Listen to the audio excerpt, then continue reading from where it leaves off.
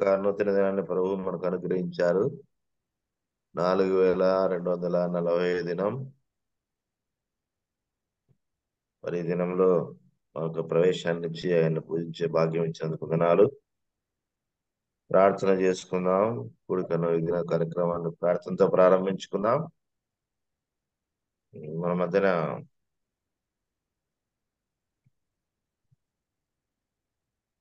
Israel అని ఉన్నారు. ప్రారంభ ప్రార్థన చేస్తారు. ఇజ్రాయెల్ అన్నారు. మంచిది, ప్రార్థన చేసుకుందాం. వినబడుతుంది కదన్నా? వినిపిస్తుంది నాయన. పరిశుద్ధుడివైన మా ప్రియ పరలోకపు తండ్రి, మహిమగల దేవా,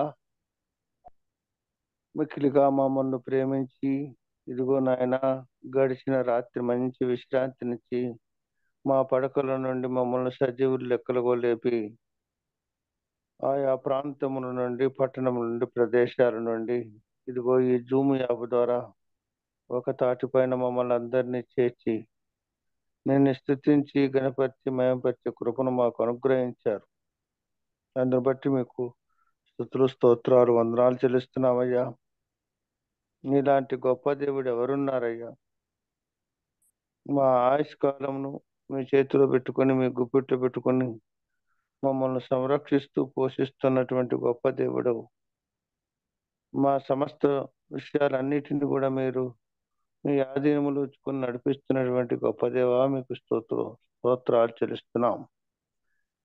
మటుకు మా దయాళుడైన మా గొప్పతనం ప్రతినిత్యము ఈ రీతిగా మరి నాయన నీ పాద సన్నిధిలో సాగలపడే కృపనిచ్చారు.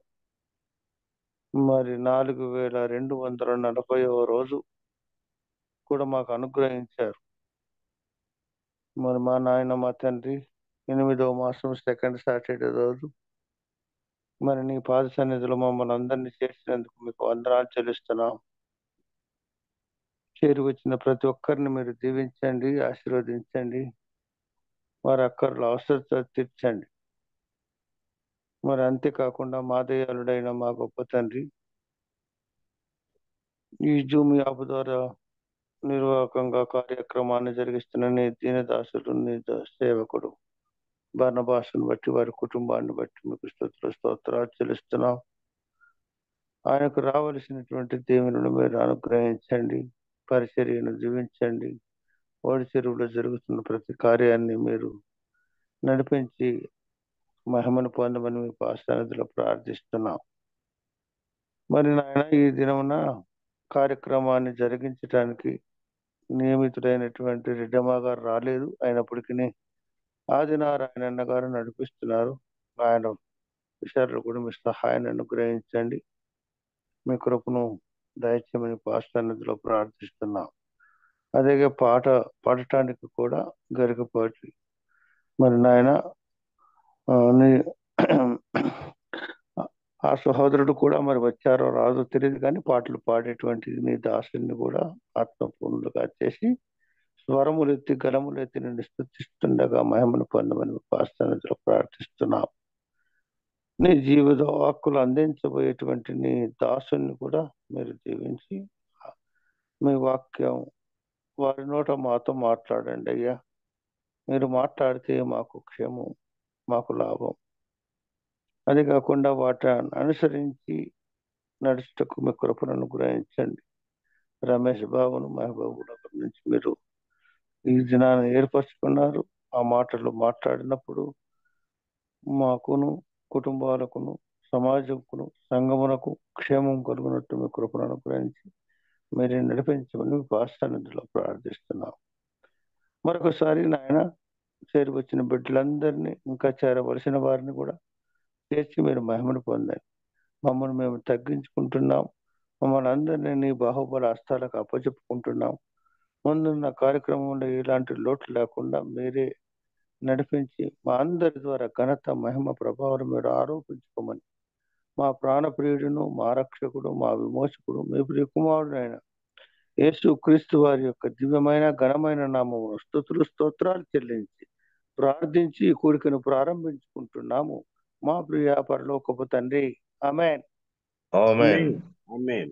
ఆవర్తించిన ఇజ్రాయేలునకు కాన్ఫరెన్స్ చెప్పిన వందనాలన్నా. వందనాలన్నా, వందనాలు. మరి మర్యాదాస్ గారు వచ్చినట్లు లేరు ఇంకా. రాలేదన్నా. మన వద్ద ఎలీషా బాబు గారు ఉన్నారు, 2 చరణాలు పాట పాడి వినిపిస్తారు.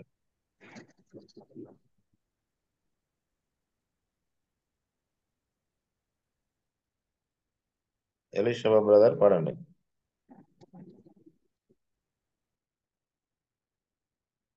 వందనాలన్నా. పాటల పుస్తకంలోంచి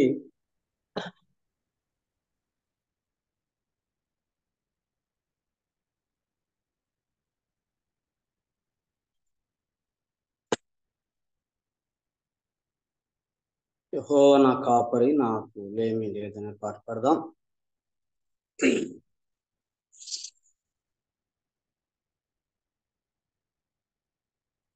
400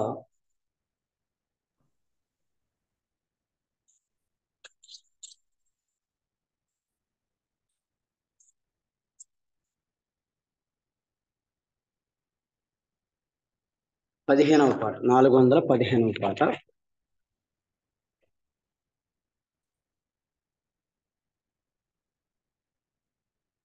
యెహోవా నా కాపరి, యెహోవా నా ఊపిరి, నాకు లేమి లేదు. లోయలలో లోతులలో యెహోవా నా కాపరి, సంద్రములో సమరములో యెహోవా నా ఊపిరి. యెహోవా నా కాపరి, పాచిక గల చోట్ల నన్ను పరుండజేయును, శాంతికరమైన జలములకు నన్ను నడిపించును. లోయలలో లోతులలో యెహోవా నా కాపరి, సంద్రములో సమరములో యెహోవా నా ఊపిరి. యెహోవా నా కాపరి, గాఢంధకారపు లోయలలో సంచరించినను అపాయమేమి కలుగదు నాకు, నీ తోడు నాకుండగా. లోయలలో లోతులలో యెహోవా నా కాపరి, సంద్రములో సమరములో యెహోవా నా ఊపిరి. యెహోవా నా కాపరి, నా శత్రువు ఎదుట నీవు నాకు భోజనము సిద్ధపరచెదవు, నీవు నూనెతో ప్రోక్షింతువు. లోయలలో లోతులలో యెహోవా నా కాపరి, సంద్రములో సమరములో యెహోవా నా ఊపిరి. యెహోవా నా కాపరి, చిరకాలము నేను యెహోవా సన్నిధిలో నివాసముండెదను, నేను నిత్యము జీవింతును. లోయలలో లోతులలో యెహోవా నా కాపరి, సంద్రములో సమరములో యెహోవా నా ఊపిరి. యెహోవా నా కాపరి. వందనాలన్నా.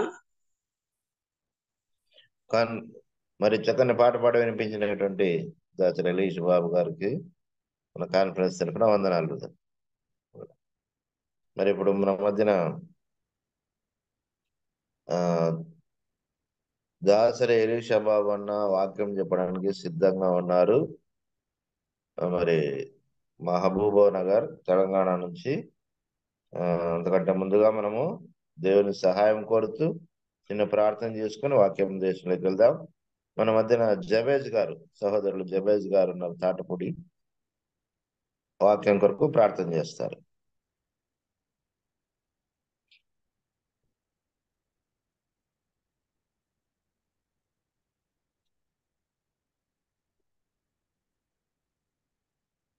లేదా జబేజ్ గారు ప్రార్థించండి.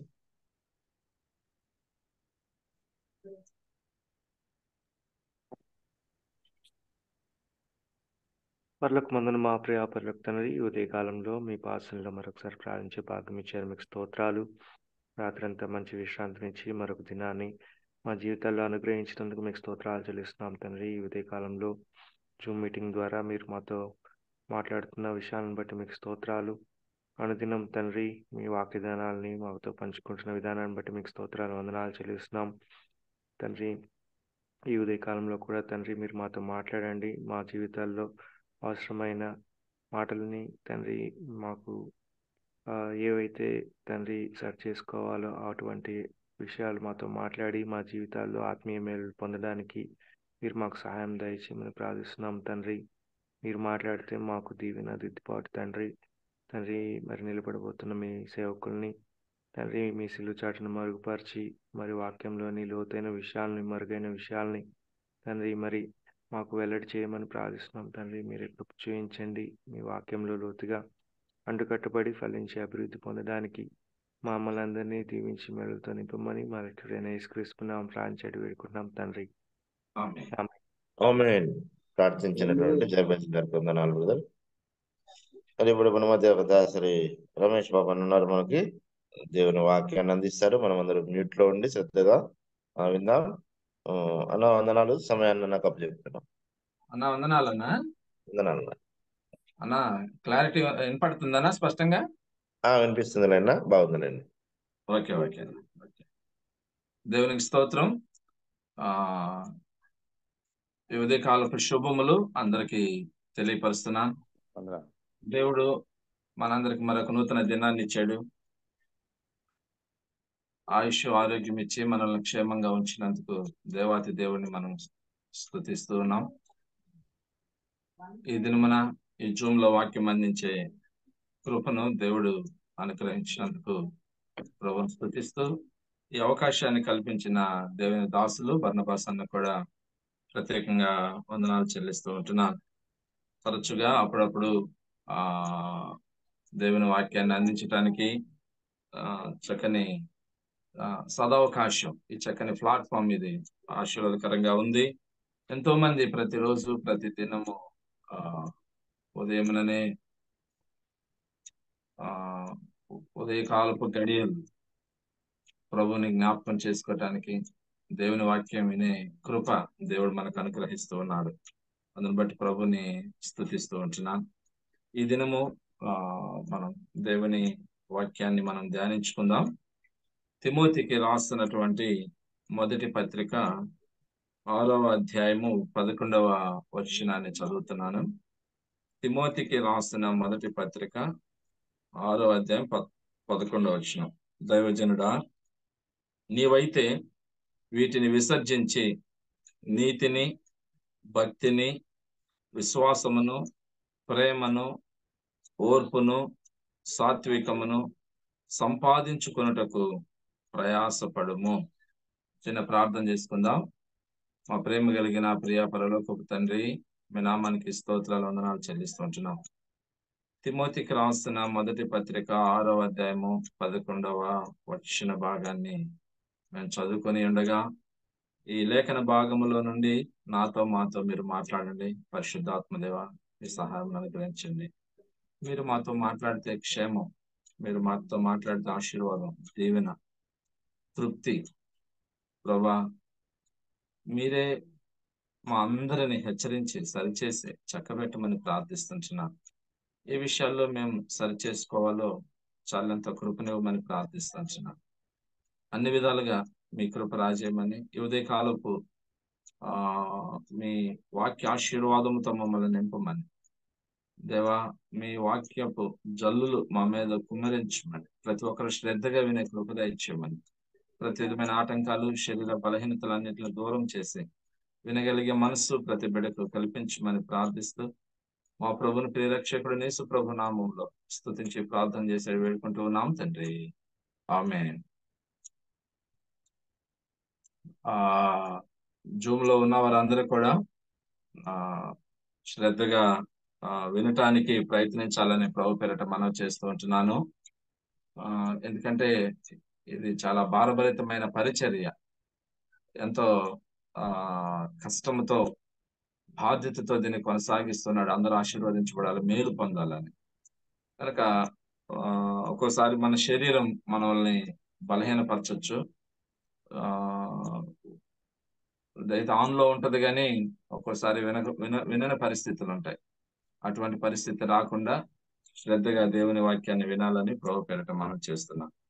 మనం చదువుకున్న ఈ లేఖన భాగంలో అపోస్తలుడైనటువంటి పౌలు తిమోతికి రాస్తూ ఉన్నాడు. ఈ మాటలు తిమోతితో చెప్తా ఉన్నాడు, తిమోతితో హెచ్చరిస్తా ఉన్నాడు, తిమోతికి చెప్తూ ఉన్నాడు. దైవజనుడా, నీవైతే వీటిని విసర్జించి నీతిని, భక్తిని, విశ్వాసమును, ప్రేమను, ఓర్పును, సాత్వికమును సంపాదించుకొనుటకు ప్రయాసపడము. రెండు ప్రాముఖ్యమైన విషయాలు దీనిలో నుండి మనం జ్ఞాపకం చేసుకోవాలి. ఒకటి, విసర్జించవలసినవి కనపడతా ఉంటున్నాయి.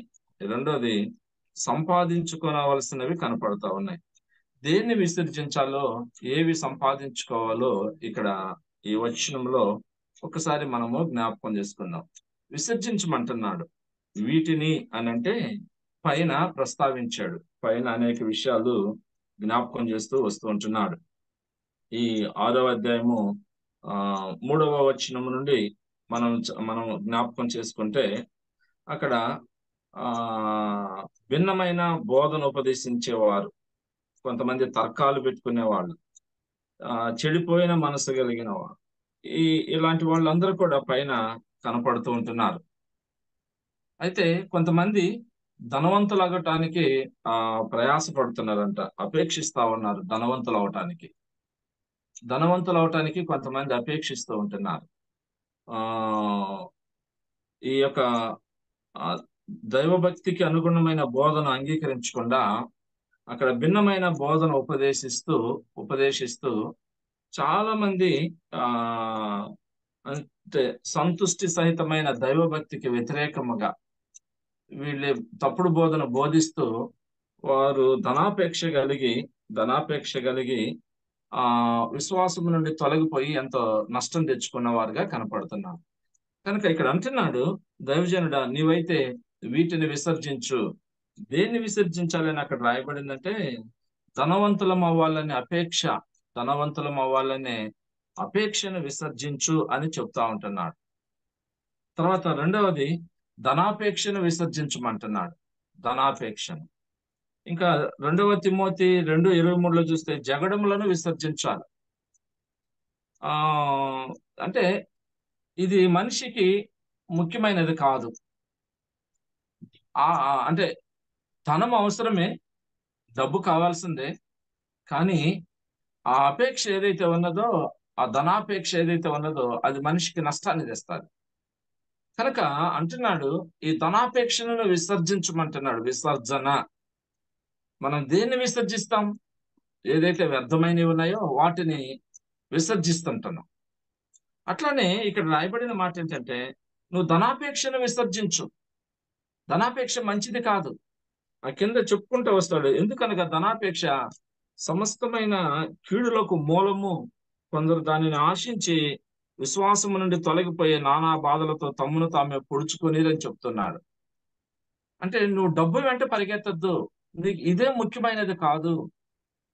కనుక ఈ ధనాపేక్ష అది కీడుకు మూలముగా కనపడతా ఉంటుంది. ధనము అవసరమే, డబ్బు సంపాదించాల్సిందే, కానీ ఆ అపేక్ష అయితే ఏదైతే ఉన్నదో అది మనకి కీడు తీసేదిగా కనపడతాం. తర్వాత ధనవంతులు అవటానికి అపేక్షించద్దు. అలా ధనవంతులు అవటానికి అపేక్షిస్తేనంట శోధనలు, ఉరిలో, అవివేకయుక్తములు, హానికరములైన అనేక దురాశలలోను పడతారని రాయబడింది. అంటే ఈ ఈ డబ్బు డబ్బు డబ్బు లేదా ధనవంతులం అవ్వాలా, డబ్బు సంపాదించాలా, మేము గొప్పవాళ్ళం కావాలా అనే ఆ ఆశ ఏదైతే ఉన్నదో అది మంచిది కాదు. కానీ అలాంటి దాన్ని విసర్జించు అని ఎవరితో చెప్తున్నారంటే అపోస్తులైనటువంటి పౌలు తిమోతితో చెప్తా ఉన్నాడు. తిమోతి ఎవరు? తిమోతి అపోస్తులైనటువంటి పౌలుకి శిష్యుడు. ఆయన ఒక ఎఫెసీ సంఘములో బాధ్యత కలిగిన వ్యక్తి. యవన ప్రాయంలోనే ప్రభు సేవలో కొనసాగుతూ ఉన్నవాడు. కనుక తిమోతికి ఎన్నో హెచ్చరికలు చేస్తా ఉన్నాడు. తిమోతికి ఎన్నో జాగ్రత్తలు చెప్తా ఉన్నాడు. తిమోతి, ముఖ్యమైనది ఏంటంటే నువ్వు చేయవలసినది, నువ్వు ఈ ధనాపేక్షలుగా ఉండటానికి ఇష్టపడద్దు, దాన్ని విసర్జించమంటున్నాడు.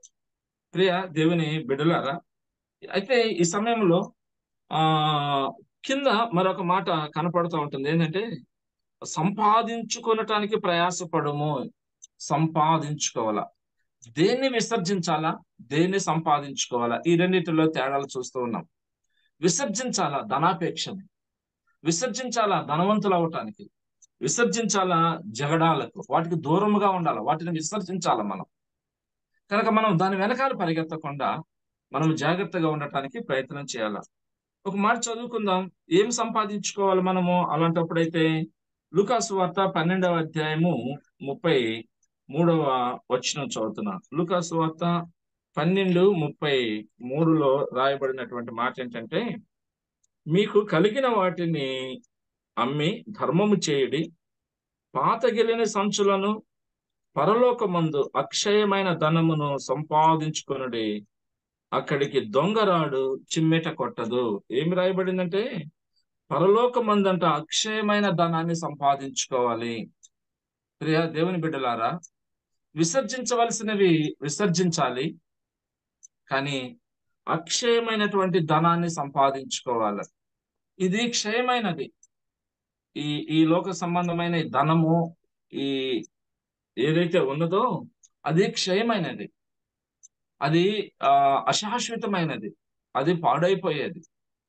కానీ శాశ్వతమైనది ఉంది, అక్షయమైనది ఉంది. అక్షయమైన ఆ ధనాన్ని సంపాదించుకోవాలి. అక్కడికి దొంగలు ఉండరు, అక్కడ చిమ్మెట కొట్టదు. కానీ ఇక్కడ దొంగలు ఉన్నారు. ఇప్పుడు హైటెక్ టెక్నాలజీతో దొంగతనాలు చేసే వాళ్ళు ఉన్నారు. ఇక్కడ ఎంత సంపాదించుకున్నా అది మనం ఇక్కడ విడిచిపెట్టి వెళ్ళిపోవాల్సిందే. కానీ మనం సంపాదించుకోవాల్సింది ఏంటంటే, ఒకటి, పరలోకమునందు అక్షయమైన ధనాన్ని మనం సంపాదించుకోవాలి. అక్షయమైన ధనాన్ని మనం సంపాదించుకోవాలి. అది అక్షయమైనది, అది స్థిరంగా ఉండేది, అది మన బ్యాంక్ బ్యాలెన్స్ అక్కడ పరలోకములో. ఈ లోకములో ఎంత బ్యాంక్ బ్యాలెన్స్ ఉన్నా ఏదో ఒక రోజు మనం దీన్ని విడిచిపెట్టి వెళ్ళిపోవాల్సిందే. మరణానికి మన మీద జాలి లేదు, మరణానికి మన మీద దయ లేదు. ఎందుకంటే ఎటువంటి వారినైనా తీసుకొని వెళ్ళిపోతుంది. ఏదో ఒక రూపంలో చాలా మంది వెళ్ళిపోతూ ఉన్నారు అనేక రకాలుగా. కరోనాలో ఎంతో మంది దైవ సేవకులు వెళ్ళిపోయారు. యాక్సిడెంట్ల ద్వారా ఎంతో మంది వెళ్ళిపోతూ ఉన్నారు. యవన ప్రాయంలోనే, చిన్న వయసులోనే వెళ్ళిపోతూ ఉన్నారు. కనుక మన బ్యాంక్ బ్యాలెన్స్ అక్కడ ఉండాలి. అక్షయమైనటువంటి ధనాన్ని మనము సంపాదించుకోవాలి. ఈ లోకంలో చాలా మంది ఈ ధనాపేక్ష కలిగి ఈ ధనాన్ని సంపాదించడానికి చాలా మంది ప్రయత్నాలు చేస్తూ ఉన్నారు. ఇక్కడ రాయబడింది సామెతల గ్రంథం 13వ అధ్యాయము 11వ వచనంలో. సామెతల గ్రంథము 13వ అధ్యాయము 11వ వచనాన్ని చదువుకుందాం. 13, 11. మోసము చేత సంపాదించిన ధనము క్షీణించిపోవును, కష్టము చేసి కూర్చుకునేవాడు తన ఆస్తిని వృద్ధి చేసుకొనును. అంటే మోసము చేత సంపాదించిన ధనము క్షీణించిపోతుందంట. అంటే ఈ మోసము చేత సంపాదించటం ఏదైతే ఉందో దాన్ని విసర్జించాల. కానీ అక్కడ రాయబడింది, కష్టము చేసి కూర్చుకొనివాడు తన ఆస్తిని వృద్ధి చేసుకొనును. అది కష్టము చేత. మోసముతో సంపాదించే విధానం కూడా ఉంది. లోకంలో చాలా మంది మోసం చేసి సంపాదిస్తున్నారు. మోసము అనే మాట ఇక్కడ కనపడతా ఉంటుంది. కానీ కష్టము చేసి కూర్చుకొనివాడు తన ఆస్తిని వృద్ధి చేసుకున్నాడు. కానీ కష్టం చేసి వృద్ధి చేసి సమకూర్చుకోవాల. అలా సమకూర్చుకోవాలి. కానీ మోసము చేత సంపాదించిన ఆస్తి అంట అది క్షీణించిపోతుందని రాయబడి. కనుక ఈ లోకములో ఎంత సంపాదించినా ఏం చేసినా అది క్షీణించిపోయేదే. కానీ అక్షయమైనటువంటి ధనాన్ని మనం సంపాదించుకోవాలి. చూడండి, యోధాని గురించి కూడా రాయబడితే, యోధా అపోస్తుల కార్యములు 1:18 ద్రోహము వలన సంపాదించుకున్నాడని రాయబడింది. ద్రోహముతో. ఈ విధంగా కాదు సంపాదించుకోవాల్సింది, ద్రోహముతో. ద్రోహం చేసి సంపాదించాడు యోధా. అన్యాయంగా ప్రభువుని అప్పగించి సంపాదించుకున్నాడు. నిలబడిందా? ఉరి పెట్టుకొని చచ్చిపోయినాడు. అది నిలబడేది కాదు, ద్రోహంతో ఉండేది. మోసము చేత సంపాదిస్తే ఉండేది కాదు, ద్రోహం చేసి సంపాదిస్తే ఉండేది కాదు. తర్వాత ప్రసంగి 5:16 చూస్తే ఆడ గాలికి సంపాదించిన అని రాయబడింది. ప్రసంగి 5:16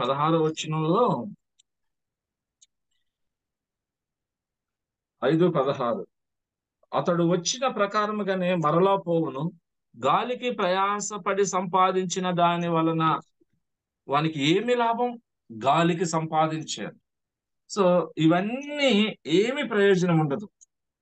మత్తయి సువార్త 16:26 ఒకడు లోకమంతా సంపాదించుకొని తన ప్రాణాన్ని పోగొట్టుకుంటే వాడికి ఏమి ప్రయోజనం అని రాయబడింది. ఒకడు లోకమంతా సంపాదించుకొని తన ప్రాణాన్ని పోగొట్టుకుంటే వానికి ఏం ప్రయోజనం? సంపాదిస్తున్నాడు, మోసం చేసి సంపాదిస్తున్నాడు, ద్రోహం వలన సంపాదిస్తున్నాడు, గాలికి సంపాదించినట్టు సంపాదిస్తున్నాడు. కానీ హగ్గయిలో రాసినట్టు అదంతా సిల్లి సంచిలో వేసినట్టే ఉంది. ఒకడు సర్వలోకమును సంపాదించుకొని తన ప్రాణాన్ని పోగొట్టుకుంటున్నాడు. దేవుని బిడ్డలారా, మనము సంపాదించుకోవాల్సింది ఏంటంటే అక్షయమైనటువంటి ధనము. అక్షయమైనటువంటి ధనాన్ని అది స్థిరంగా ఉంటది. అది పరలోకములో ఉంటది. అక్కడ దొంగలు ఉండరు, అక్కడ చిమ్మట కొట్టదని రాయబడి. కనుక నా జీవితంలో ఏమేమి సంపాదించుకోవాలో ఒకసారి మనం ఆలోచన చేస్తున్నాం.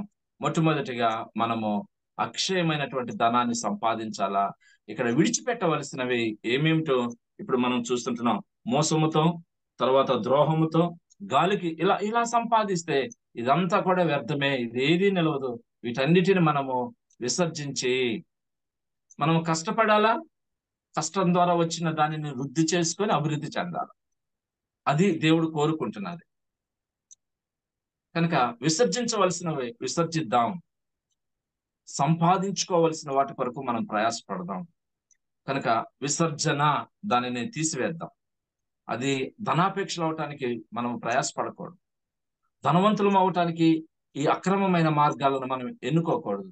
ఈనాడు చాలా మంది, ఇది ఎవరితో చెప్తున్నాడు అంటే తిమోతితో చెప్తున్నాడు, దైవ సేవకుడితో చెప్తున్నాడు, దైవజనులతో చెప్తా ఉన్నాడు. ఈనాడు చాలా మంది దైవజనులు అని చెప్పుకుంటున్న వాళ్ళు, తర్వాత విశ్వాసులు అని చెప్పుకుంటున్నారు, పెద్దలమని చెప్పుకుంటున్న వాళ్ళు కూడా దీని వెనకాల పరిగెత్తుతున్నారు.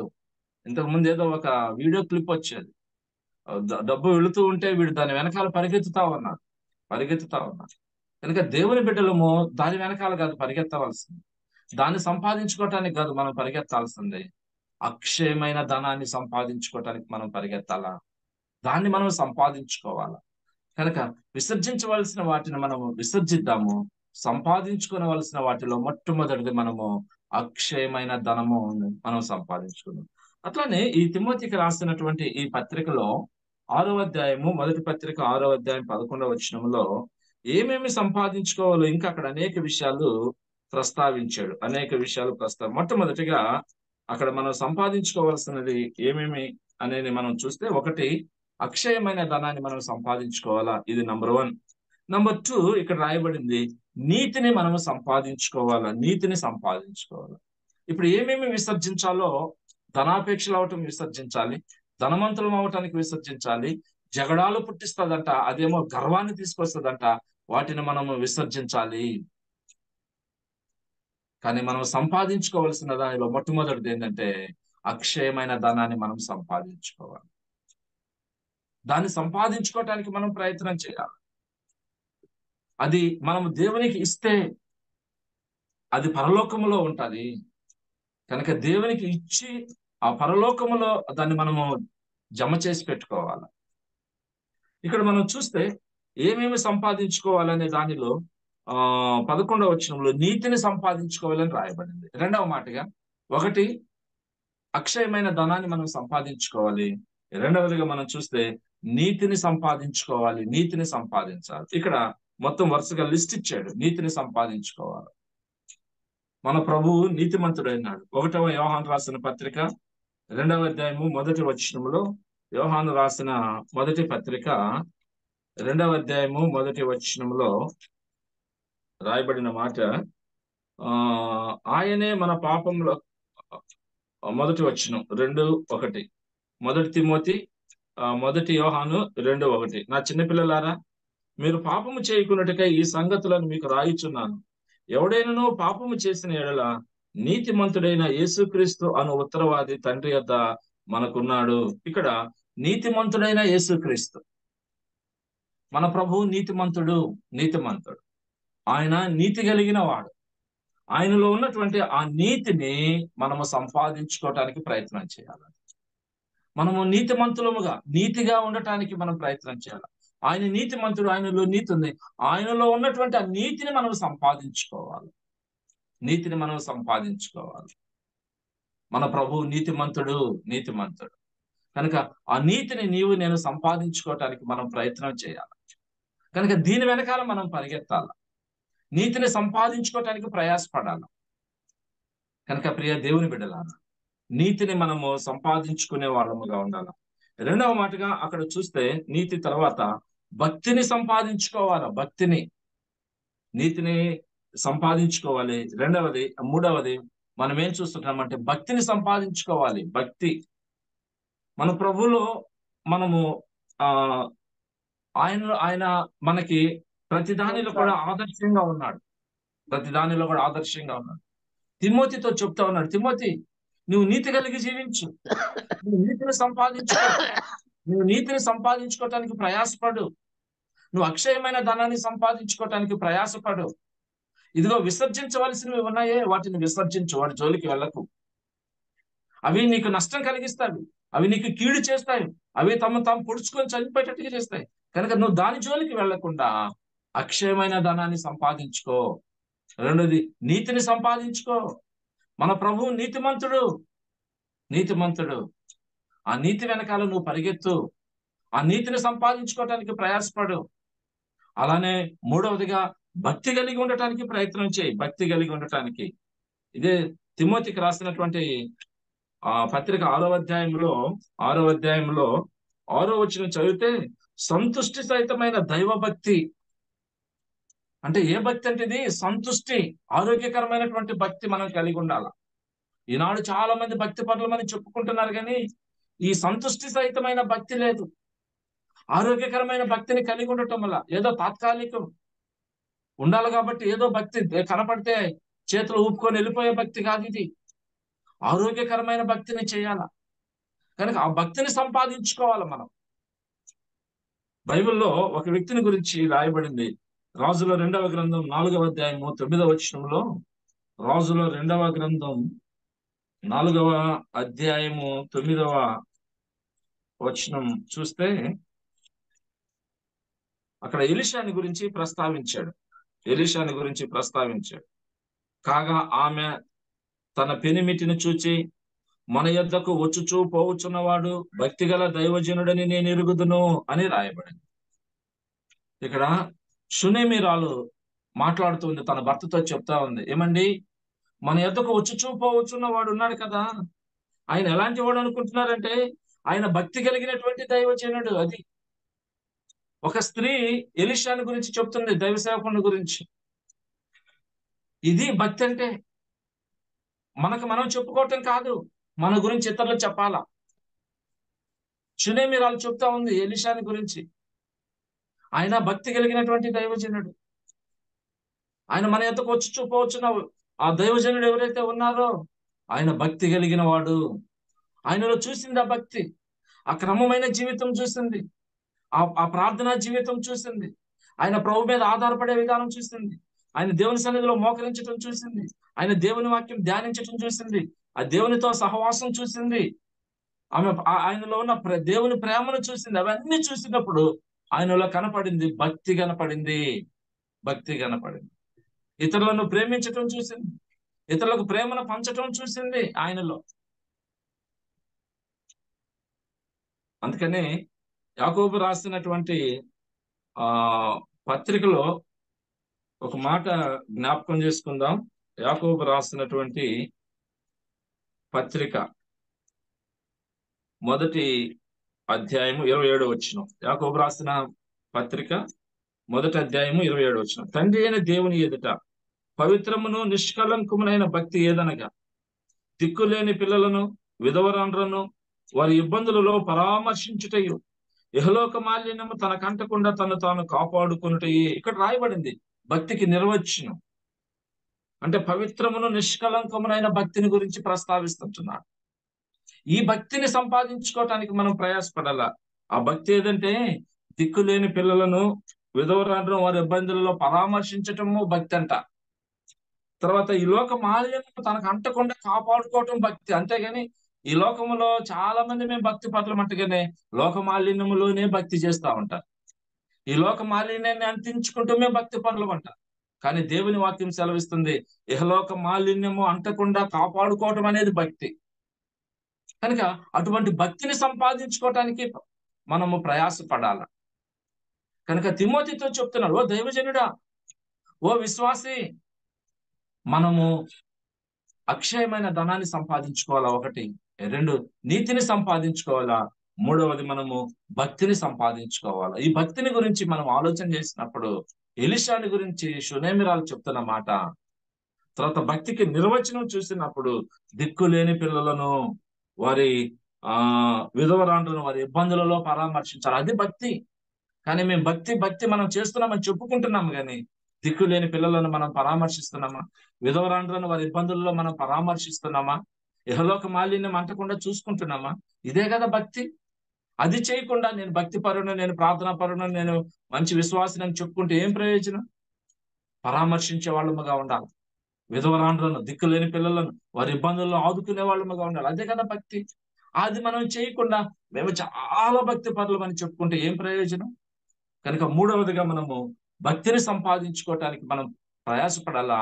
సంతుష్టి సహితమైన దైవ భక్తి, అది మనకు లాభాన్ని ఇస్తా ఉంది. దాని వెంట మనము పరుగులు తీయాలా. దానిని సంపాదించుకోవటానికి మనము ప్రయత్నం చేయాలా. 4వదిగా చూస్తే అక్కడ విశ్వాసమును సంపాదించుకోను అని రాయబడింది. అక్షయమైన ధనాన్ని సంపాదించుకోవాలి, నీతిని సంపాదించుకోవాలి, భక్తిని సంపాదించుకోవాలి. 4వది విశ్వాసమును కూడా మనం సంపాదించుకోవాలి. విశ్వాసము లేకుండా దేవునికి ఇష్టడైనట అసాధ్యమని దేవుని వాక్యం సెలవిస్తుంది. విశ్వాసము లేకుండా దేవునికి ఇష్టడైనట అసాధ్యము. హెబ్రీ 12:6. మనము విశ్వాసము ద్వారా రక్షించబడ్డాం. రోమా 10:9 యేసు ప్రభుని నోటితో ఒప్పుకొని దేవుడు ఆయనను మృతులలో నుండి లేపినని నీ హృదయమందు విశ్వసించిన యెడల నువ్వు రక్షించబడదావు. మనకు రక్షణ విశ్వాసము ద్వారా వచ్చింది. అందుకని లూకా సువార్త 7వ అధ్యాయం 50వ వచనంలో కూడా అక్కడ పాపాత్మురాలైన స్త్రీతో చెప్తా ఉన్నాడు. అందుకు ఆయన నీ విశ్వాసము నిన్ను రక్షించినని ఆ స్త్రీతో చెప్పినట్లుగా చూస్తుంటున్నాం. విశ్వాసము ద్వారా మనం రక్షించబడ్డాం. హెబ్రీయులకు రాసిన పత్రికలు చూస్తే విశ్వాసాన్ని గురించిన లిస్ట్ కనపడతా ఉంటుంది. మనం కూడా మన విశ్వాసం సన్నగిల్లకుండా, విశ్వాసం లేకుండా దేవునికి ఇష్టంగా మనం బ్రతకలేము కదా. కనుక ప్రతి దాని వెనక కనపడేది ఏంటంటే విశ్వాసముతో ప్రార్థించాల. విశ్వాసముతో మనం రక్షించబడ్డాం. విశ్వాసముతో మనం ముందుకు సాగాల. విశ్వాసముతో నిరీక్షణ కలిగి ఉండాలి. విశ్వాసం ఉంటేనే అద్భుతాలు జరుగుతాయి, ఆశ్చర్యకార్యాలు జరుగుతాయి. కనుక ప్రతి దానికి ముందు కనపడేది ఏంటంటే విశ్వాసము. కనుక ఆ విశ్వాసాన్ని కూడా సంపాదించుకోమంటున్నాడు. అది క్రీస్తులో నుండి మనం సంపాదించుకోవాలి. భక్తిని క్రీస్తులో నుండి మనం సంపాదించుకోవాలి. నీతిమంతుడైన క్రీస్తులో నుండి మనం నీతిని సంపాదించుకోవాలా. అక్షయమైనటువంటి ధనాన్ని క్రీస్తు దగ్గర మనం సంపాదించుకోవాలి. దాన్ని సంపాదించుకుందాం. దాని వెనకాల మనం వెళదాం. దానికోసం మనం ప్రయాసపడదాం, కష్టపడదాం. ఇంకా చూస్తే ప్రేమను సంపాదించుకోవాలా. ప్రేమను సంపాదించుకోవటానికి మనము ప్రయాసపడాల. మన ప్రభువు ప్రేమ కలిగిన వాడై ఉన్నాడు. యేసయ్య ప్రేమ కలిగిన వాడు. తిమోతికి యోహాను రాసిన మొదటి పత్రిక 4:16 దేవుడు ప్రేమాస్వరూపి అని రాయబడింది కదా. ఆయన ప్రేమాస్వరూపి. ఆయన మనలను ప్రేమాస్వరూపి అయ్యండి. ఇదే యోహాను పత్రిక 5:2 మనము దేవుణ్ణి ప్రేమించాలి. ఆయన మనల్ని ప్రేమించాడు. దేవుడు లోకమును ఎంతో ప్రేమించెను, అంతం వరకు ప్రేమించాడు. శాశ్వతమైన ప్రేమతో మనల్ని ప్రేమించాడు. మనము కూడా దేవుణ్ణి ప్రేమించాలి. యోహాను పత్రిక 5:2 ప్రకారం, మొదటి యోహాను 5:2 ప్రకారం మనము దేవుణ్ణి ప్రేమించాలి. అలానే యోహాను సువార్త 13:34 ప్రకారము మీరు ఒకరినొకరు ప్రేమించాలి. కనుక ప్రేమను సంపాదించుకోవాలి మనం. ఈ ప్రేమను దేవుని పట్ల మనం చూపాలా, తోటి వారి పట్ల కూడా మనం చూపాలా. ఎందుకంటే మన దేవుడు ప్రేమ కలిగిన వాడు. ఆయన మన పట్ల ప్రేమను చూపాడు. ప్రేమ చూపి తన ప్రాణాన్నే మన కొరకు పెట్టాడు. తన స్నేహితుని కొరకు ప్రాణం పెట్టువానికంటే ఎక్కువైన ప్రేమ గలవాడు ఎవడు? ఆయన మన కోసం తన ప్రాణాన్నే పెట్టాడు. తన ప్రాణాన్ని బలిగా అర్పించాడు. దానిలో ప్రేమ ఉన్నది కదా. ఆ ప్రేమను మనము కూడా సంపాదించుకోవటానికి, క్రీస్తులో ఉన్న ఈ ప్రేమను సంపాదించుకోవటానికి మనము ప్రయాసపడాలి. ఓ తిమోతి ఈ ప్రేమను సంపాదించుకోవటానికి ప్రయాసపడు. అంతేకాని అవి ఏవైతే ఉన్నాయో విసర్జించవలసిన వాటిని విసర్జించి దీనిని సంపాదించుకోవటానికి నువ్వు ప్రయాసపడు. బైబిల్లో చాలా ఉన్నాయి విసర్జించవలసినవి. అవన్నీ నేను చెప్పటం లేదు, కానీ ముసలమ్మ ముచ్చట్లను విసర్జించాలని రాయబడింది కదా. అపవిత్రమైన ఒట్టి మాటలను విసర్జించాలని రాయబడింది. అవన్నీ విసర్జన అంటే 2 కదా, 2. దాన్ని విసర్జిస్తాం భూమిలోనికి వెళ్ళి. అది వ్యర్థమైనది. అది అలానే వీటిని విసర్జించాలా. విశ్వాసాన్ని మనము సంపాదించుకోవాలా. దేవుని బిడ్డలారా, 5వది విశ్వాసాన్ని సంపాదించుకోవాలా. 6వది చూస్తే ఓర్పును సంపాదించుకోవాలని రాయబడింది. ఓర్పు కావాలి. ఓర్పును సంపాదించుకోవాలి. మనం ఓర్పు కలిగి ఉండాలి. దైవ సేవకులకి, దైవజనులకి ఓర్పు ఎంతో అవసరమైనది. చాలాసార్లు కోపంతో, తొందరపాటుతో అనేక మందిని పోగొట్టుకుంటాం. సంఘాలలో అనేక సమస్యలు తెచ్చుకుంటారు చాలా మంది. నోటి తొందర వలన, కొంతమంది తొందరపడి మాట్లాడటం వలన, ఓర్పు లేని దానిని బట్టి చాలా మంది చాలా రకాలుగా సమస్యలు తీసుకొచ్చుకుంటా ఉంటారు. ప్రసంగిలో ఒక మంచి మాటను మనం చూస్తాం చూడండి. ప్రసంగి గ్రంథములో 10వ అధ్యాయము 4వ వచనంలో, ప్రసంగి 10:4 రాయబడిన మాట, ఏలువాడు నీ మీద కోపపడిన ఎడల నీ ఉద్యోగము నుండి నీవు తొలగిపోకుము, ఓర్పు గొప్ప ద్రోహ కార్యములు జరగకుండా చేయను. అదేం బిడ్డలారా, ఇక్కడ ఏలువాడంట నీ మీద కోపపడిన ఎడల నీ ఉద్యోగము నుండి నువ్వు తొలగిపోకము. చాలా సార్లు కొంతమంది ఇలా టెంపర్లో రిజైన్ చేస్తూ ఉంటారు, విడిచిపెట్టి వెళ్ళిపోతా ఉంటారు. కానీ అక్కడ దేవుని వాక్యం సెలవుస్తుంది, ఒకవేళ నిన్ను ఏలేవాడు, నీ పైన ఉన్న అధికారి ఒకవేళ నీ మీద కోపపడితే నువ్వు వెంటనే ఆ ఉద్యోగం నుండి తొలగి వెళ్ళిపోవద్దు. కొంతమంది ఓర్వలేరు, కొంతమంది తగ్గించుకోలేరు. కానీ అక్కడ రాయబడింది ఓర్పు అంట ఇలా ద్రోహ కార్యాలు జరగకుండా చేస్తుందని రాయబడింది. ఓర్పు ద్రోహ కార్యములు జరగకుండా చేయను. కనుక ఓర్పు అనేది మనకి చాలా అవసరమైనది.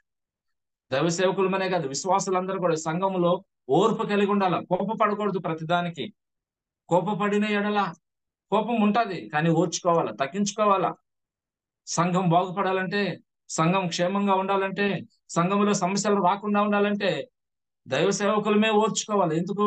సంఘంలో రకరకాల మనసులు కలిగిన వారు ఉంటారు, రకరకాల వ్యక్తిత్వం కలిగిన వారు ఉంటారు, రకరకాలుగా మాట్లాడే వాళ్ళు ఉంటారు. కొంతమంది కోపిష్టులు ఉంటారు, కొంతమంది తొందరపడి మాట్లాడే వాళ్ళు ఉంటారు, కొంతమంది లేనిపోయినవి కల్పించి చెప్పేవాళ్ళు ఉంటారు. ఎన్నో రకాల తత్వం కలిగిన వారు సంఘంలో ఉన్నారు. వీళ్ళందరిని భరించాలంటే ఒకటే సూత్రం, ఓర్పు. క్షమించుకుంటూ వెళ్ళిపోవాలా, ఓర్చుకుంటూ వెళ్ళిపోవాలా. మత్తయి సువార్త 18వ అధ్యాయంలో పేతురు ప్రభువుని అడుగుతాడు. ప్రభా, ఎవడన్నా మా ఎడలో తప్పు చేస్తే మేము ఎన్నిసార్లు క్షమించాలని అడుగుతాడు. ప్రభు 70 మార్లు కాదు నాయన, ఇంకా 77 అంటాడు అని. పరలోక రాజ్యం ఎలా ఉంటుందో ఒక ఉపమానం చెప్పినాడు. ఒకడు అందరికి అన్ని ఇచ్చి లెక్క చూసుకుంటూ ఉన్నాడంట. లెక్క చూసుకుంటూ మొట్టమొదట ఒకరిని తీసుకొని వచ్చిన తర్వాత, అదే నీ లెక్క అప్పగించంటే వాడు 10,000 తలాంతులు వచ్చి ఉన్నాడు. అది ఇవ్వమంటే వాడు అంటున్నాడు, అయ్యా నా దగ్గర ఏం లేదు, నేను ఇవ్వలేని పరిస్థితి అంటాడు. అయ్యా ఓర్చుకో, కొంచెం ఓర్చుకోయా, నేను మళ్ళీ నీకు అంతా చెల్లిస్తాను, కొంచెం ఓర్చుకో అంటున్నాడు. ఎప్పుడైతే ఆ మాట్లాడే తీరు, ఆ యజమానుడి దగ్గర ఆ మాట్లాడే విధానము, సాగిలపడే విధానం, తగ్గింపు విధానము కనపడిందో, అయ్యా కొంచెం ఓర్చుకొని అన్నప్పుడు వాడిలో ఉన్నటువంటి ఆ విధానం చూసి, ఆ తగ్గింపు చూసి, ఆ సాగిలు పడిన విధానం చూసి ఆ యజమానుడు వాడిని క్షమించి వదిలేశాడు. నా ఎడలో ఓర్చుకో, నీకంతా చెల్లిస్తాను. కనుక ఆ ప్లీజింగ్ ఏదైతే ఉన్నదో, ఆ దయాగుణం ఏదైతే ఉన్నదో, ఆ మాట్లాడే విధానం ఏదైతే ఉన్నదో, దాన్ని చూసినప్పుడు యజమానుడికి జాలి పుట్టింది. నా ఎడలో ఓర్చుకోమన్నప్పుడు ఓర్చుకున్నాడు, క్షమించి వదిలేశాడు.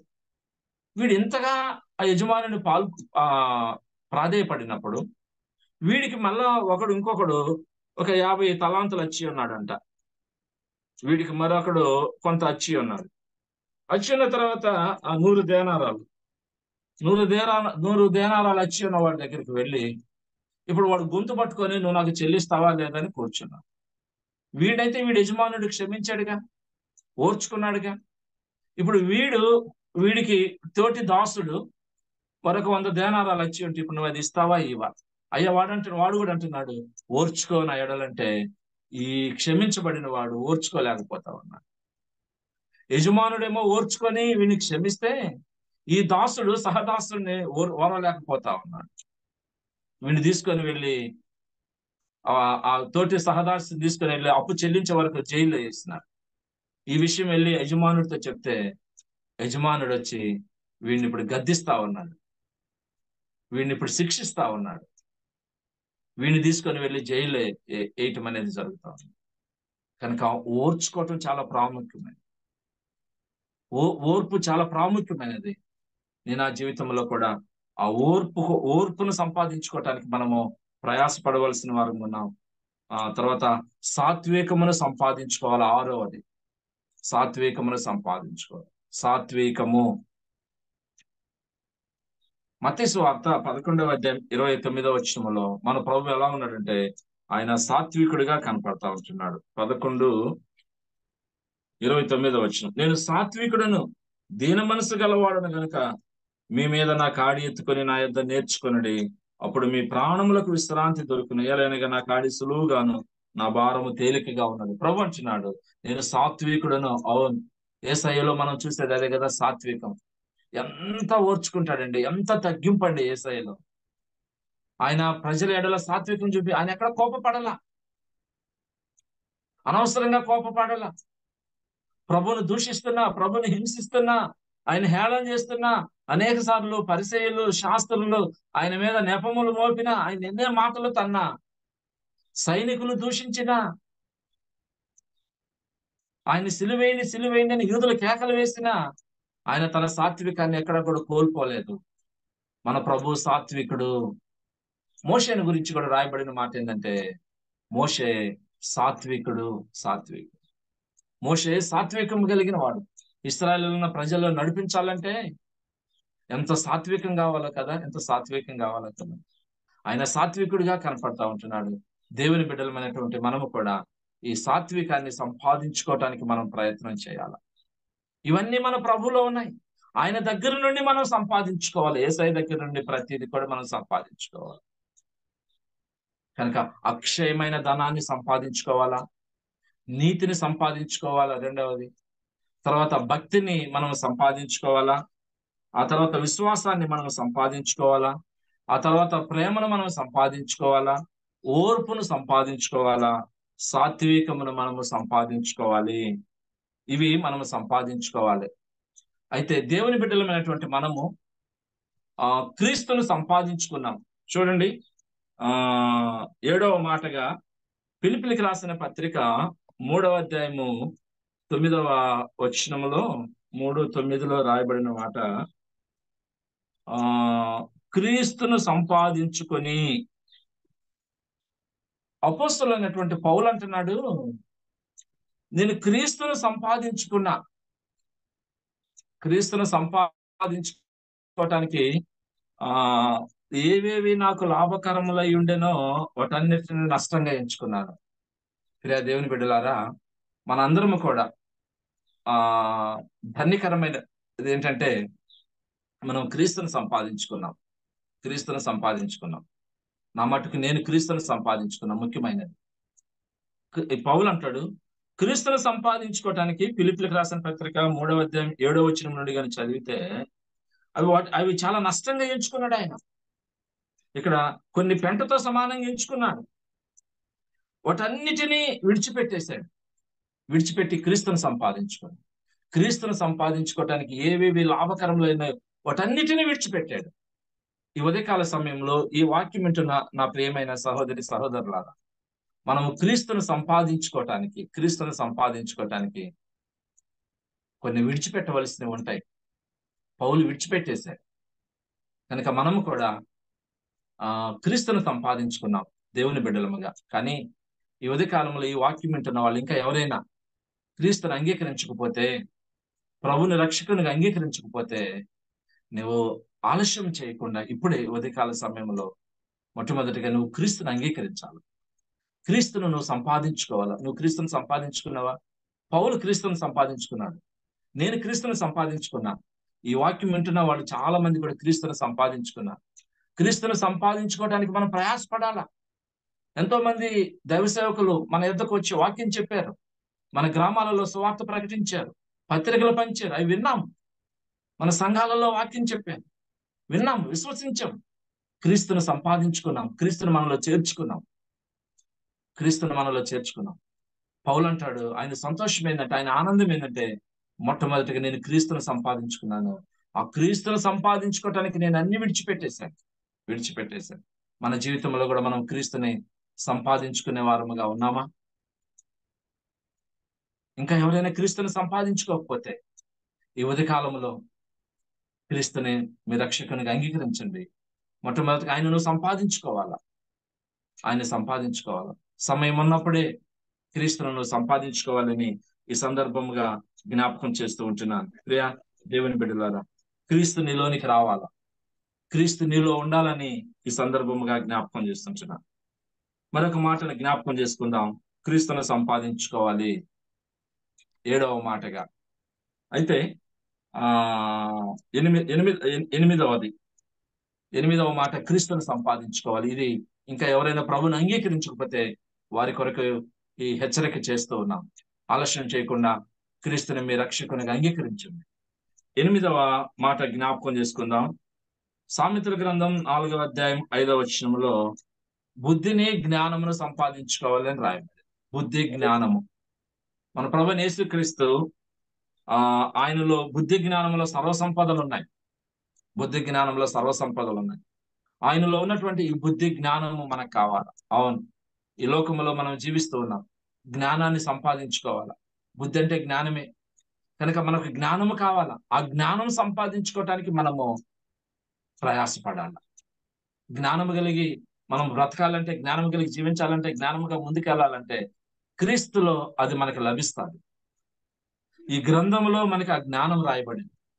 ఈ గ్రంథాన్ని చదివితే మనకి జ్ఞానం లభిస్తుంది.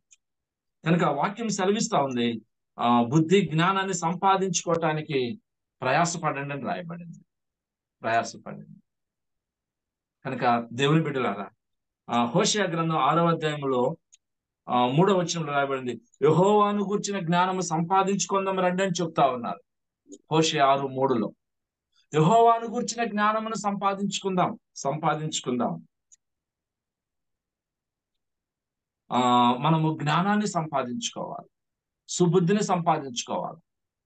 ఎందుకంటే ఈ లోకంలో ఎలా బ్రతకాలో జ్ఞానం లేకపోతే చాలా కష్టం. వివేకం లేకపోతే చాలా కష్టం. దాన్ని మనం సంపాదించుకోవాలి. ఈనాడు జ్ఞానం పెరిగిపోతా ఉంది, టెక్నాలజీ పెరిగిపోతా ఉంది, జ్ఞానము మితిమీరి పెరిగిపోతా ఉంది. ఈ జ్ఞానం పెరగటం వలన అనేక మంది దేవునికి దూరం అయిపోతున్నారు. కానీ మనము జ్ఞానము కలిగి జీవించాలని, జ్ఞానాన్ని సంపాదించుకోవాలని దేవుని వాక్యం సెలవిస్తా ఉంది. 9 విషయాలు మనం నేర్చుకున్నాం. 1, అక్షయమైన ధనాన్ని మనం సంపాదించుకోవాలా. 2, నీతిని సంపాదించుకోవాలా. 3, భక్తిని సంపాదించుకోవాలా. 4, విశ్వాసం సంపాదించుకోవాలా. 5, ప్రేమను సంపాదించుకోవాలా. 6, ఓర్పును సంపాదించుకోవాలా. 7, సాత్వికమును సంపాదించుకోవాలా. 8, క్రీస్తును సంపాదించుకోవాలా. 9, జ్ఞానమును సంపాదించుకోవాలా. మరొక 2 విషయాలు నేను జ్ఞాపకం చేసి ముగిస్తాను, వివరణ ఉండదు. కానీ ప్రసంగి 1:18 విద్యను సంపాదించుకోమని రాయబడింది. విద్యను కనుక మనము మన పిల్లలకు మనం విద్యను ఇవ్వాలి, విద్యను మనం అందించాల. ఈనాడు ఉద్యోగాలు రావాలంటే చాలా కష్టమైపోతా ఉన్న దినాలు ఇవి. కనుక మన పిల్లలకు మనం ఏమి ఇవ్వగలము? విద్యను ఇవ్వగలము, వారికి చదువు చెప్పించగలము. అపోస్తుల కార్యములు 7:22 చూస్తే మోషే ఐగుప్తు సకల విద్యలో ప్రావీణ్యత కలిగి ఉన్నాడు. మోషే ఐగుప్తు విశ్వవిద్యాలయంలో చదివిన వాడిగా గ్రంథాలు బోధిస్తూ ఉన్నాయి. తర్వాత బబులోనులో దానియేలు, షడ్రక్, మెషక్, అబేద్నెగోలు వారు కూడా అక్కడ మంచి విద్యను నేర్చుకున్న వాళ్ళుగా కనపడతా ఉంటున్నారు. పౌలు కూడా అధిక విద్యను కలిగిన వాడిగా కనపడతా ఉంటున్నాడు, విద్యను కలిగిన వాడు.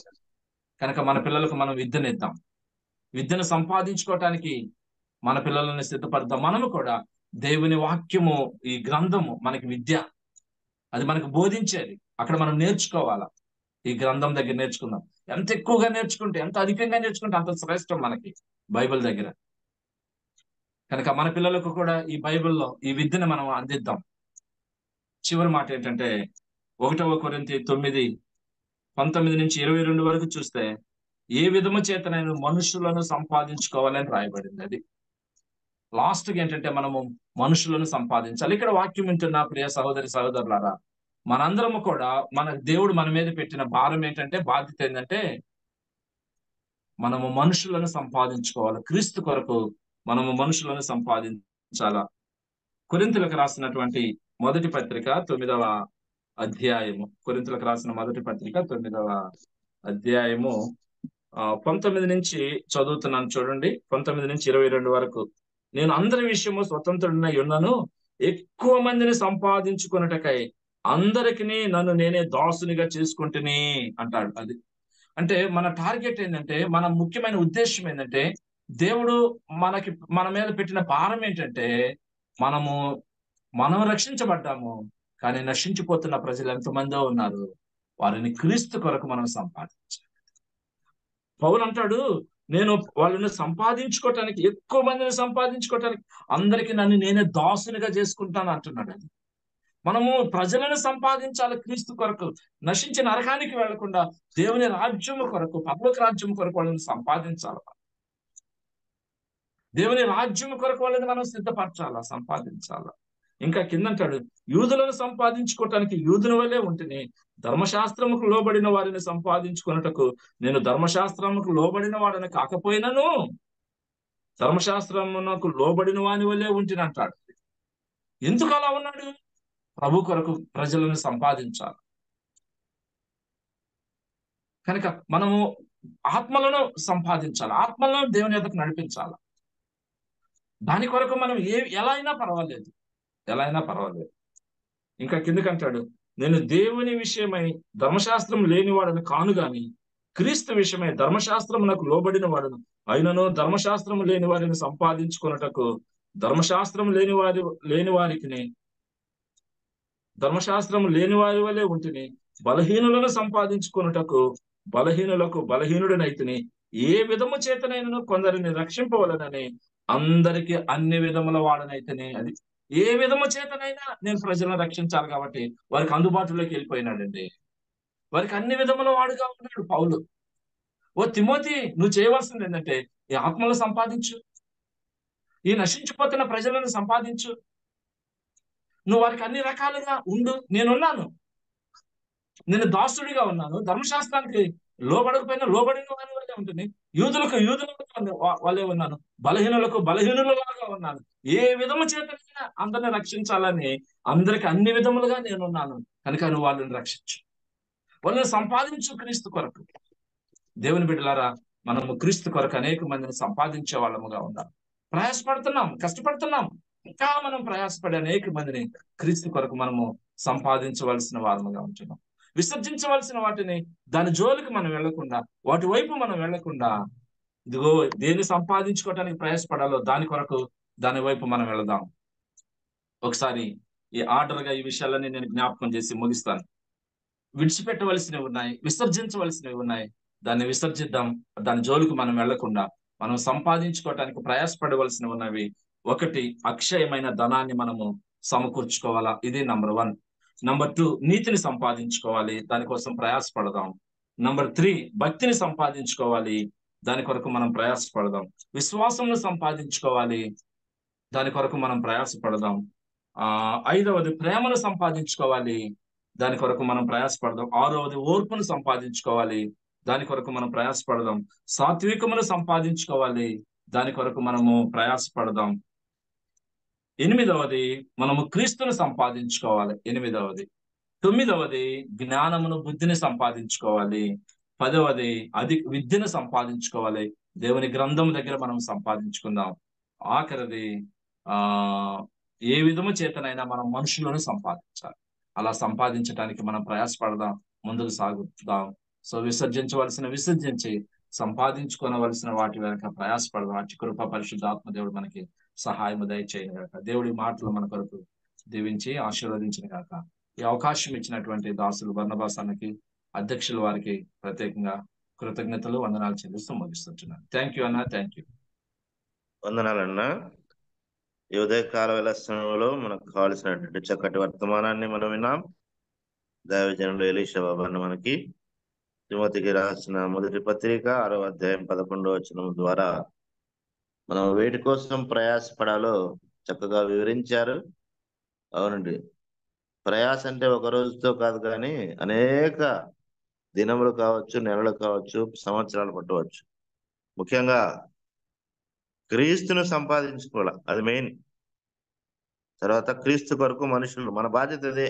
క్రీస్తుని సంపాదించుకోవాలా, తర్వాత క్రీస్తు కొరకు మనుషులను సంపాదించుకోవాలి. చక్కగా అన్న వివరించారు. కాబట్టి అలాగ మనం కూడా ప్రయాసపడదాం. ప్రయాస ఒక దినంతో కాదు, ప్రయాసపడదాం.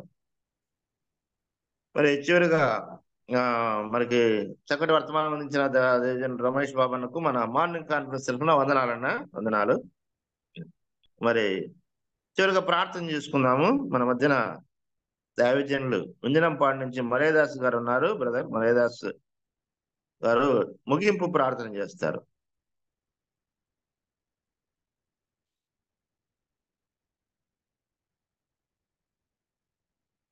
బ్రదర్ అన్మ్యూట్ చేయండి.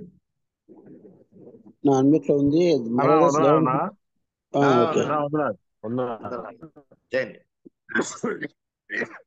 ప్రార్థన చేసుకుందాం. సర్వాధికారి అయిన మా ప్రియ పరలోకమందున మా తండ్రి, మహిమోన్నతుడా, పూజనీయుడా, స్తోత్రార్హుడా, నీ పరిశుద్ధ నామమును బట్టి వందనాలు, స్తోత్రం చెల్లిస్తున్నాం. ఉదయకాలం మార్నింగ్ కాన్ఫరెన్స్ లో మీరు మాకు ఇచ్చిన చక్కటి ప్రవేశాన్ని బట్టి వందనాలు తండ్రి. ఉదయకాలమునే ప్రభా నీ పాదాల చెంత చేరి నీ మెల్లని స్వరాన్ని వినటానికి, నిన్ను మయంపరచడానికి మీరు మాకు ఇచ్చిన గొప్ప ధన్యతకై స్తోత్రాలు. ఉదయకాలం మీ దాసులను ప్రభు నిలుపుకొని జరిగించిన ప్రభా మరి నాయనా ఈ కార్యక్రమాన్ని బట్టి ప్రభువా మీకు వందనాలు. నువ్వు మీ దాసును నిలుపుకొని ప్రభా మీరు అందించిన మీ సత్యాలకై స్తోత్రం చెల్లిస్తున్నాం. మేము వేటిని విసర్జించాలో, మేము వేటిని సంపాదించాలో మీరు మాకు బోధించారు. అందుబట్టి వందనాలు. కాబట్టి ప్రభా మేము అన్ని విషయాల్లో అయా మిమ్మల్ని సంపాదించుకొని మీ కొరకై అనేక ఆత్మలను సంపాదించడానికి అయా కృప చూపండి. ఆనాడు తిమోతికి ఇచ్చిన హెచ్చరికలు నేడు మీరు మాకు మీ దాసుని నోట అందించారు. అయా మరి విశ్వాసమును, అయా ప్రేమను, అయా మరి సాత్వికమును, అయా ఆత్మ సంబంధమైన వాటిని ప్రభా మేము కలిగి ఉండటానికి ప్రభువా మీ కృప చూపండి. మీరు వచ్చినప్పుడు నాయన బలా నమ్మకమైన మంచి దాసుడా అనిపించుకోకపోయినా గాని అయా మీ సన్నిధిలో తల ఎత్తుకుని ప్రభా నిలబడే కృప మాకు దయచేయమని ప్రార్థన చేస్తున్నాం. వాక్యం మంచి మీ దాసుని ఇంకా దీవించి బలపరచం ప్రార్థిస్తూ ఇదే నడిపించిన మా ప్రియులు తండ్రి ఆదినాన్ని బట్టి మీకు వందనాలు. అయా ఉదయకాలం చేరి వచ్చిన పరిశుద్ధులందరిని బట్టి స్తోత్రం చెల్లిస్తున్నాం. మీ వాక్యంతో మా హృదయాలను నింపారు, అందును బట్టి స్తోత్రం చెల్లించుకుంటూ ఉదయకాలపు కృపాక్షేమం, కృపా దీవెనలు మీరు మా దయచేయమని మా ప్రభు అయిన క్రీస్తు యేసు ప్రభు నామమున స్తోత్రం చెల్లించి ప్రార్థిస్తున్నాం తండ్రి. ఆమేన్. ఆమేన్. ఆమేన్. ప్రార్థించిన మరియదాస్ గారికి ప్రభునామన వందనాలు. ఈ దినం 4240 దినం కార్యక్రమం మార్నింగ్ కాన్ఫరెన్స్ జరగడానికి సహకరించిన ప్రియులందరికీ ప్రారంభ ప్రార్థన, పాట, వాక్యం కొరకు ప్రార్థన, వాక్యము, చివరి ప్రార్థన, వీరందరికీ పేరు పేరిన వందనాలు. పాల్గొన్న మీ అందరికి కూడా ప్రభునామన వందనాలు తెలియజేస్తున్నాను. ఈ అవకాశం నాకు దయచేసినందుకు బర్నబాస్ గారికి కూడా వందనాలు తెలియజేస్తూ సమయాన్ని దైవజనులకు అప్పచెప్తున్నా.